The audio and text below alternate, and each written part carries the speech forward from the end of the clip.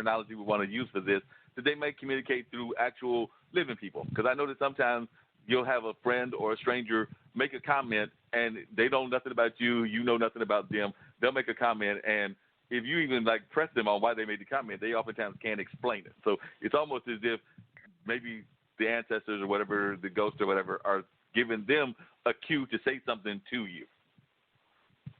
Absolutely, absolutely, and it's so divinely sent to us too. You know, when we're in that moment, and I'm sure that you found, you know, if you've had those experiences yourself, that it's absolutely what you needed at that time, or it's that missing puzzle piece. And it's one of the most beautiful signs, and one of my favorite signs, when I'm able to recognize that, you know, spirit or one of our guides are speaking through another person.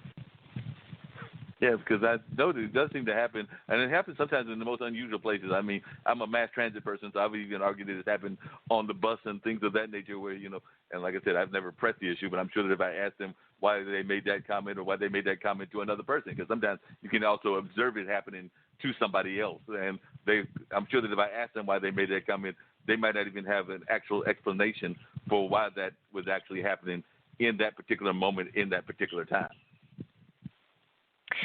Yes, it's absolutely.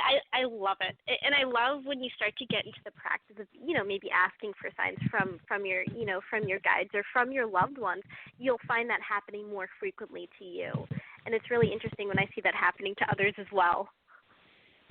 And I was just wondering, I mean, I know definitely with astrology, and sometimes, well, this is going to be somewhat of a controversial question probably, but it seems to me that a lot of times when we are communicating and praying to God or whatever our God spirit is, whether that's, you know, God himself, whether that's Muhammad, whether that's Jesus, and we're going to go the prophet route or whatever, that it seems sometimes that the prayers wind up being twofold, that we wind up praying definitely to the higher power, but we also sometimes in the midst of that prayer also might throw in a word of a question or wanting something from ancestors that have passed on, whether that's parents, if you lost your parents, unfortunately I have both of mine, or grandparents or great aunts or whatever, or even friends that you may, in the mix of prayer, also ask for guidance from people that we are hoping have made it the journey into that next plane in the positive sense. Mm-hmm. Right. And what I get with that is I like to separate those prayers. Like when I'm asking for guidance from my loved ones, I like to really start off with having like a separate prayer of gratitude. And when it comes to really asking our loved ones for some guidance or messages, that's something I kind of like to do separate. Does that make sense? So when I say that, it's something I feel like it might. I feel like it's something that would be better off when it's, you know, made separate. No, and that makes a lot of sense, and I can understand where that would make the more logical sense that you would pray the, you know, regular prayers that most people would do in church or at going to bed and things of that nature, and then pray at a separate time when you're asking for guidance from the ancestors and things of that nature. So, no, that makes a lot of sense in that regard and everything. And I was wondering, do you think that this particular time, because we are in the middle of Valentine's Day, is in 4 days, do you think that this is a time when people are more in tune to trying to communicate with some of their loved ones? Because a lot of times these are loved ones that have passed on. And I know I've even had friends that have, you know, had loved ones that have passed on, and they might even want to get guidance as to what the next step should be in their own social life from their loved ones that have passed on. Because I know that I've had some friends that have, you know, they might have had one of the spouses pass on, and they may want to, you know, even get guidance in the love category from that person. You know, they may be back in the dating world and want to know, is this person acceptable to the past love, to their past mate and everything. Yes, especially around the holidays and around Valentine's Day. You know, we're more apt to receiving more of a connection from our loved ones because we're thinking about them more frequently. You know, the holidays, especially when you have lost some loved ones, you know, that's a time where we tend to think about them even more. And then there's that instantaneous connection, like I said, with the phone call to heaven, where they're even more connected and even more in tune with us. And, you know, they know that we want those signs and guidance. And, you know, one thing that's really interesting is if you really, you know, just a tip for you guys, you know, especially around Valentine's Day, if you really get in the space and thinking about your loved ones, if you really sit with some pen and paper your loved ones, about giving you some insight on guidance. It's very beautiful how sometimes there's just a flow, and you don't even know where it comes from, but it's a flow, and it comes in the form of inspired action where there's this information that feels good. But they do help us with that, and I feel like especially around the holidays where we're more in tune with them, we're absolutely able to really tap into our senses even more. Yeah, definitely. I can see where that would be the case. I know that I've had this conversation with a couple of friends of mine, and we kind of go back and forth on this. And I'm just wondering your perspective as a medium and a psychic, which is the whole concept of soulmates. Some people think that you are only going to get one soulmate in your life, and you're fortunate if you find that soulmate, if that's what you hope to have. But then I know other people, and I think I might be one of those, that think that you can actually have multiple soulmates that might be there for different purposes. Like they might have a soulmate that is your soulmate that is supposed to be the person that you're supposed to spend the rest of your life with and maybe even go into eternity with and everything, that kind of like fairy tale kind of love that people are always looking for. But then you have like the soulmate that might be there to inform you or help you in a situation or help you, whether it's a business situation, a personal situation, or a life situation. And even in the matter of love, it seems to be that sometimes people have more than one love, and maybe it's the different kinds of love. So as a psychic and a medium, do you think that it's possible to have more than one soulmate?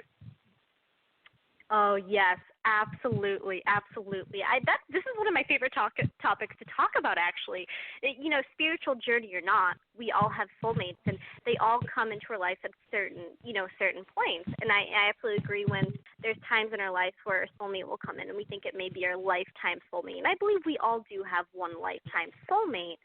Sometimes we don't always meet them in this lifetime, and that's okay. Sometimes we're meant to meet those ones that will really help us evolve and get past those certain issues, certain internal issues to get to the next level. And it's really interesting when you look back and you evaluate those people that had a major impact on your life. And those are usually the people that are soulmates that really helped you get to where you are at this certain point. And sometimes the soulmates are not always pretty, because I know there's been a couple of people that definitely at the time we were together, we felt like we were soulmates, and it might have, to use a analogy, it may have exploded or whatever happened, and you learned like some real rough lessons, either about yourself or about them or about both. So I don't know all the time that soulmates. I know the concept is that soulmates are always going to be pretty and fine and the nice ribbon wrapped in a bow and everything, but it seems to me that sometimes the soulmates explode on you as well. Yeah, it's so true. A lot of people, in my experience, because I am a life coach as well. A lot of soulmates have a hard time even staying together, because a lot of stuff does blow up on both ends, and I'm sure you've seen this too on your end. There's a lot of difficult circumstances around relationships that almost seems like it's preventing you guys from staying together, but in reality, it's just like a test from the universe to see, hey, can you get through these issues? Can they get through these issues? It's really a choice to get through that mess to see if you guys can stay together. In my experience, a lot of, some people can. I'm not saying it's impossible, but in my experience, I've seen there's been a lot of difficulties with both parties wanting to get through that to stay together. And what other special ways do you think there are that people can communicate with their loved ones and things of that nature? Ooh, well, I feel one of the best ways, and I'm not just saying this because I'm a medium, is to find a credible medium. I mean, I offer personal private sessions as well, and you can have a session that way and connect with them. Or if it's something that you really want to do yourself, you can really get the tools to really develop your awareness and tap into your senses and have that practice to do that. But I mean, it can be as simple as just asking a few questions, asking them, giving them a time frame. I always say 3 days. Give me a sign that I can really be aware of in the next 3 days. It could be tangible. It could be a dream. They want to do that for you. Okay, sometimes they're not always ready. Sometimes they're not always fully transitioned, but it's definitely worth a try, and it's really beautiful when you're able to start a connection and maintain your own relationship with your loved ones in spirit. So definitely asking is one of the best ways to start with that. And once again, I might be getting myself in trouble with both your publicists as well as just the questions that I ask you, everything. But you are a celebrity, a medium, and a psychic and everything. And I know that for a fact that a lot of celebrities, particularly African-American celebrities, are also very spiritual. So when people come to you as asking for your celebrity medium work, and they also have a spiritual side. And sometimes there's that concept that the two don't necessarily blend, because some people think that mediums are kind of opposite of what religion should be. And I don't necessarily believe that, but I know that that's out there as a thought pattern. So how do you answer that when people give you that kind of concept of mediums and religion can't blend at all?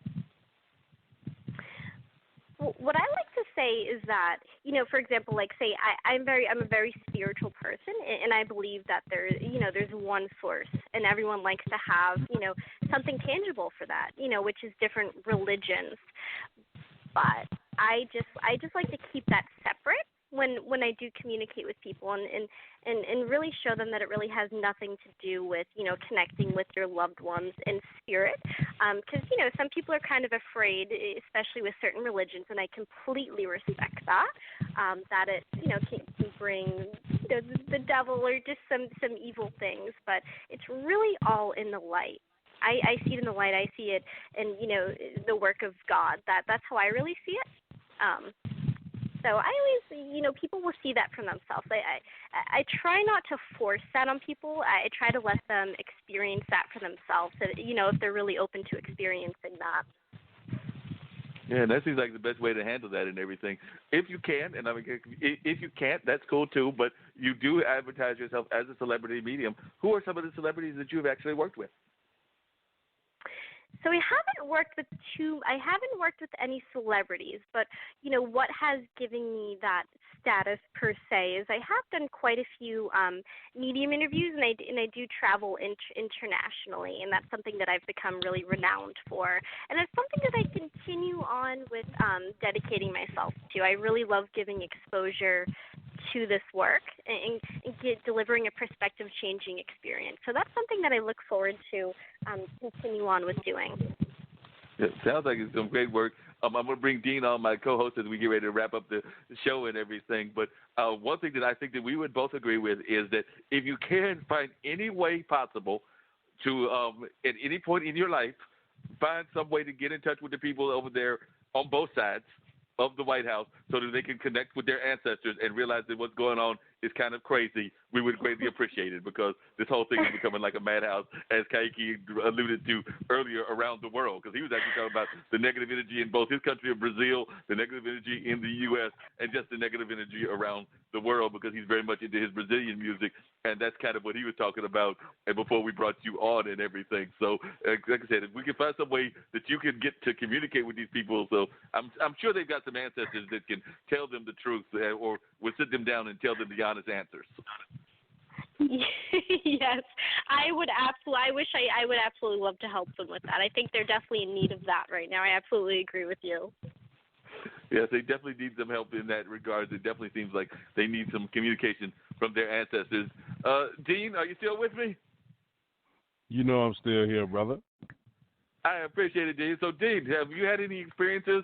We've got Alex here. Have you had any experiences of your own with folks that have passed on, or gone into a building where you heard a bump in the night that you couldn't quite explain, or things of that nature? So tell us a little bit about your experiences with this whole realm of the spiritual life and everything. Have you ever had any experiences, or if your wife ever told you about one she's had?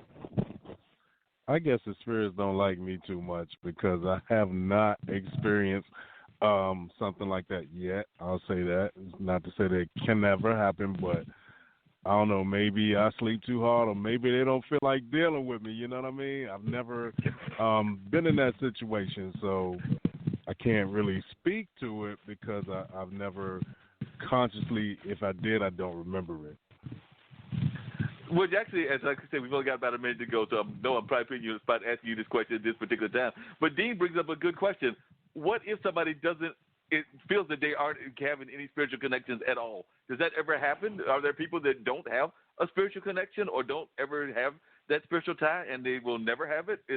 Or is it just that he's not reading what is happening in your mind, Alex? Well, I feel like everyone is very much capable of, receiving those spiritual connections and being in tune with their senses. It's all just about making that choice making that choice, if you really want to prioritize that, that's something that can absolutely happen. There's some people, and I'm not saying this is in your sense because I don't feel that with you, Dean. I feel like some people are